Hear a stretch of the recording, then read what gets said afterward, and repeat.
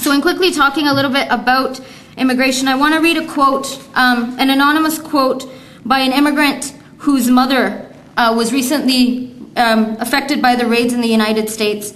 The pre-dawn pounding at the door startles my family out of its sleep. Police, a voice bellows from the other side. Maybe a family member or neighbor is in trouble. Maybe there's an emergency in the neighborhood. The door is unlatched and open, and the federal agents burst through. They grab my mother, handcuff her, and disappear her into the night. I have not seen her since. In Canada right now, I'm going to focus on Canada. Currently, there's 13,000 deportations every single year in Canada. And to put that into perspective, what that actually means is that before 9/11, there was 10,000 deportations a year. And although that may only seem like a few thousand more people for people, who only think in terms of numbers, on the flip side of that, what we have is legislation that's been passed that's called the Safe Third Country Agreement. And the Safe Third Country Agreement is part and parcel of the Security and Prosperity Partnership Agreement that has reduced the number of refugees in Canada by approximately 40%. So although you have a reduced number of migrants in Canada by approximately 40%, detentions and deportations have skyrocketed. So the proportionality at which people are being detained is really high. Of course, one of the biggest impacts in the post-9/11 is the national security apparatus. And certainly, I would not argue that the national security apparatus is anything that's new before 9/11. As we know, it's existed for centuries. It's existed for years in various forms. We know since the Kamagata-Maru incident, to the Chinese head tax, to the Japanese internment, immigrants and refugees, particularly racialized immigrants and refugees, have always been deemed undesirable at various points of Canadian history. And that has often coincided when their labor has not been necessary. So of course, in the context of the Chinese head tax, that was passed when Chinese labor was no longer needed to build the railway. So today what we're seeing in the context of the national security apparatus, and again I want to emphasize it is racialized, because when we talk about this quote-unquote war on Muslims, we're not talking about Muslims who are white converts, right? We're talking about people who are racialized. They may or may not be Muslim, they're perceived to be Muslim, and that identity is about being a person of color. It's about being brown or black.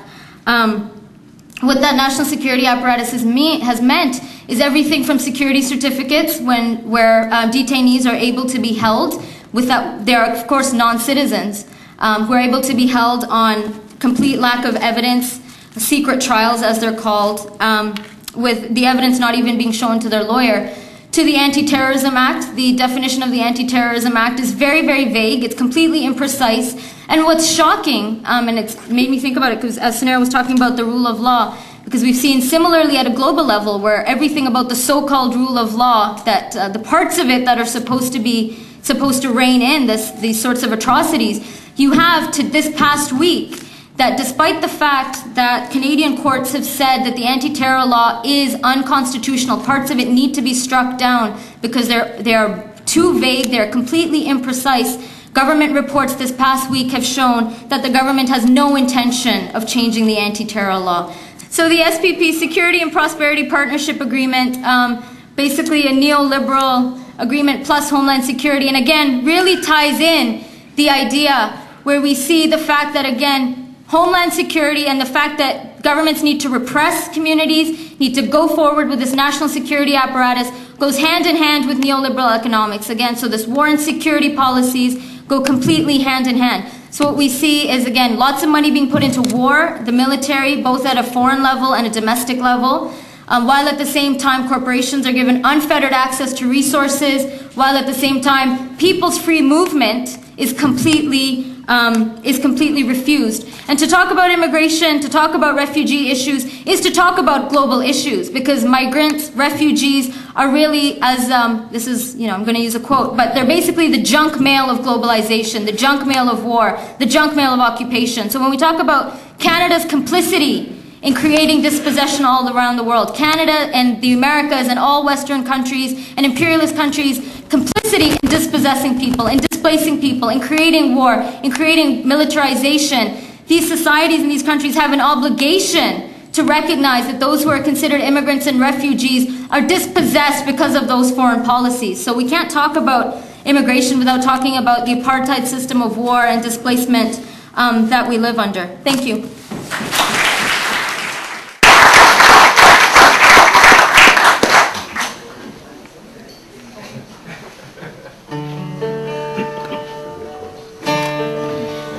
you know, one of the weirdest experiences with borders actually that I've had was I was in the village of Bilain in occupied Palestine, where they're building the wall. That's another section of the wall that's going to cut off all the farmland in Bilain and create a little, you know, Bantustan. And and I was I had just gotten there with a bunch of other people, and then there came the Israeli military in armored vehicles coming down the road, and then they stopped us all and they said, you know, we want to see your ID and stuff. And then when I was looking at them kind of skeptically, like, what are you doing here? You know, one guy said to me, well, when I'm in your country, don't I have to go across the border? I was like, you know, I just didn't know what to say, because there they got like 670 borders all within like, you know, a few square miles. You know, come on, make up your mind where the borders are. That's the other thing about, like, you know, they're always saying on the radio, you know, and on whatever, you know, all the media is always saying, well, you know, that, you know, Hamas won't recognize Israel. Well, you know, Israel doesn't recognize itself. Where are the borders? You know, where are the borders? You know, can anybody say where the borders are? You ask any Israeli, where are the borders of your country? They won't be able to tell you. It's a weird thing.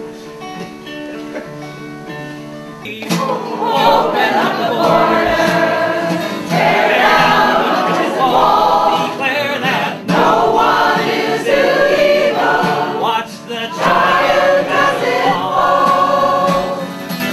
So much travels across these borders, so much is bought and sold.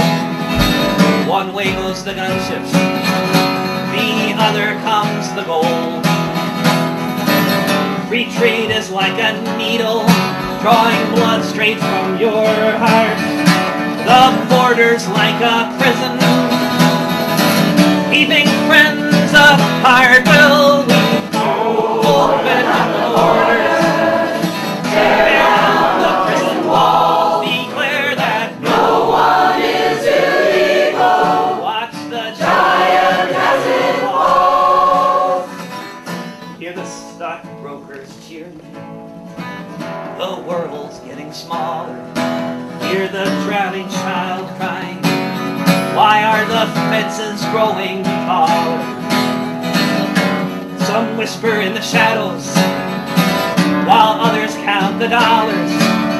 Some have suits and ties, others chains and collars. Will we open up the borders, tear down the prison walls, declare that no one is illegal. Watch the giant as it falls. May these fortress walls come down. May we meet our sisters and our brothers, stand there arm in arm in the daylight, no longer fighting one another. Will we stand together?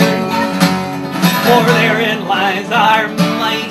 Will we understand these words? Workers